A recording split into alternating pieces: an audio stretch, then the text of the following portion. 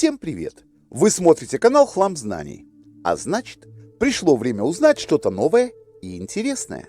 Сегодня вы узнаете, по какой причине немецкие офицеры носили пистолет слева, а советские справа. Откуда пошло это отличие и как удобнее в конкретной боевой обстановке. Устраивайтесь, друзья, поудобнее и внимайте. Как всегда, будет интересно, не скучно и познавательно. Смотрим до конца. Это отличная история для пересказа в компании. Почему носили по-разному кобуру?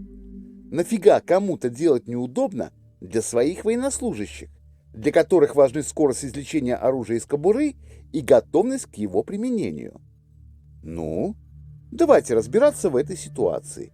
Коротко, на простых примерах и известных фактах.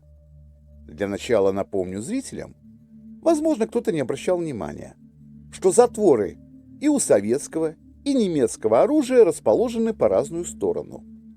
Вот немецкий вариант – затвор слева, а вот советский – затвор справа. Соответственно, и носили их на разных плечах. Обратите внимание, куда повернуты стволы на фото. И на немецких МП-38-40 затвор тянется левой рукой, а на советском ППШ-41 – правой. И на первый взгляд кажется, что советский вариант легче, но только на первый, и если вы использовали только автомат Калашникова, укороченный АКС-74У или АКСМ. Это были когда-то самые распространенные балалайки в нашем ударном оркестре. Но у папаши ППШ-41 есть полноценный деревянный приклад, и он упирается в плечо. Левая рука расположена у магазина или на цевье, свободна только правая. Ей и достается затвор. А теперь глянем на немецкий ПП.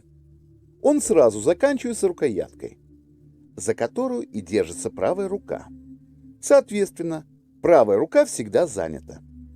Затвор остается тянуть только свободной левой. Расположение затвора также влияет на ношение оружия, ведь царапать живот тяжелой железякой никому не хочется. Вторая причина левого затвора – это возможность быстрого приведения оружия в боевую готовность. Рванул с плеча, правая сразу на рукоятке, левой быстро взводишь и стреляешь. Истина, как это бывает, где-то посредине. Конструкторы же не идиоты и учли сразу все факторы. Перейдем к пистолету. По одной из теорий так сложилось исторически. Если подробнее, то в России место кобуры на экипировке офицера определили кавалерийские традиции еще во времена Российской империи. Солдаты и кавалеристы носили холодное оружие на левом боку, чтобы рубить врага с первого взмаха.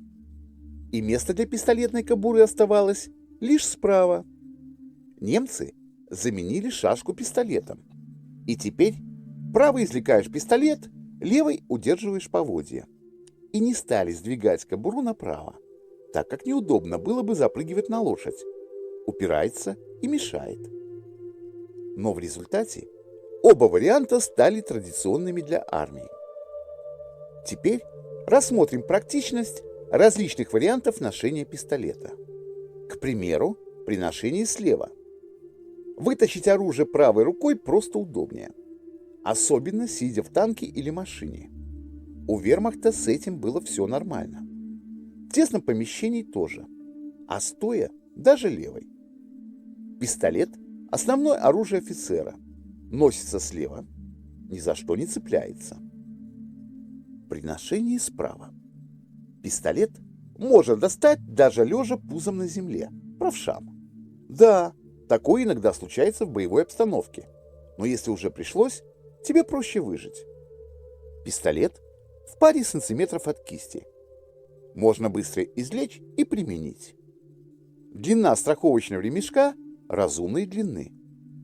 А на фронте люди делали так, как именно им удобнее.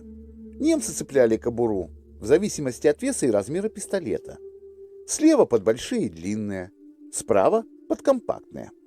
Вот несколько фото для примера. Сейчас же большинство военнослужащих кобуру крепят в основном справа. А какая у вас версия? Кидайте в комменты.